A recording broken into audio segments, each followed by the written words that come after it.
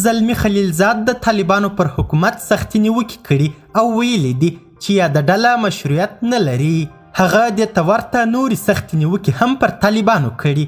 دا چې زلمی خلیلزاد نور څه ویلي او یا د وینا یې چیرته او ولې کړې، بشپړ حال را سره همدغه روانه ویډیو کې کتلی سئ.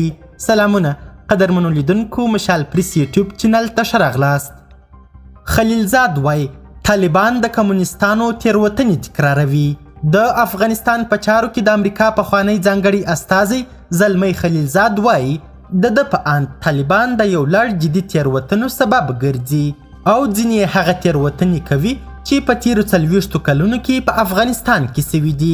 نوموړي دغه څرګندونې د ترکیې له TRT رسنۍ سره په مرکه کې کړي دي.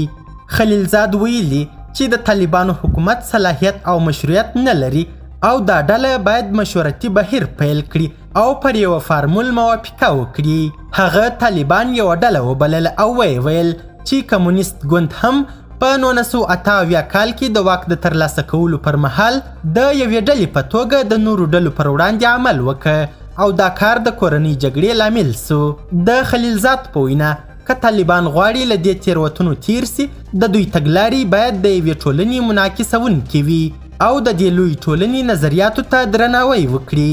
خلیلزاد زیاته کړې د دوحې د هوکړې له مخې چې د خپله لاسلیک کړې افغانستان کې باید نوی حکومت د بین الافغاني مذاکراتو پر بنسټ جوړ وي.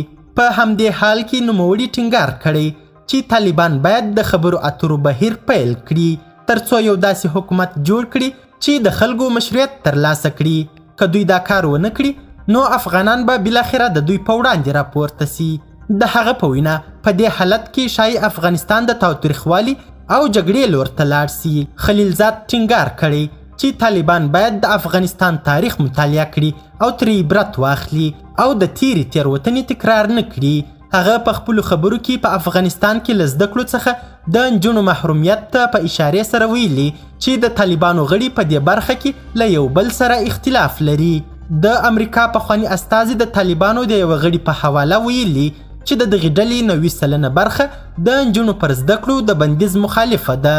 په ورته وخت کې هغه زیاته کړې داسې ګنګوسې سته چې طالبان به له دې هاخوا د نجونو پر مخ پوهنتونونه هم وتړي. دا به ډېره ویجاړونکې وي او د نړیوالې ټولنې او البته د افغانانو له سخت غبرګون سره به مخ سي.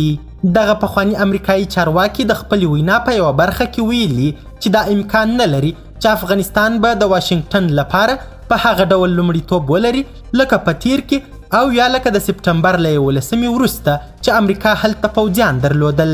د هغه په وینا په نړۍ کې بدلونونو له سترو قدرتونو سره سیالۍ او د بریالیتوب لپاره د لارې د نقشې نشتوالي امریکا مایوسه کړه او له ترهګرۍ سره د مبارزې د انځور بدلون د دې لامل سو چې امریکا له افغانستانه خپل سرتیري وباسي. قدرمنو لیدونکو، نړۍ مننه چې ویډیو مو تر اخري شیبو کتل. د لا زیاتو او نورو لحظه پر لحظه خبري معلوماتو لپاره زموږ هم دغه مشال پریس یوټیوب چینل سبسکرایب کړئ. تر بیا او بلې ویډیو ښه وخت او ښې چارې د الله په امان.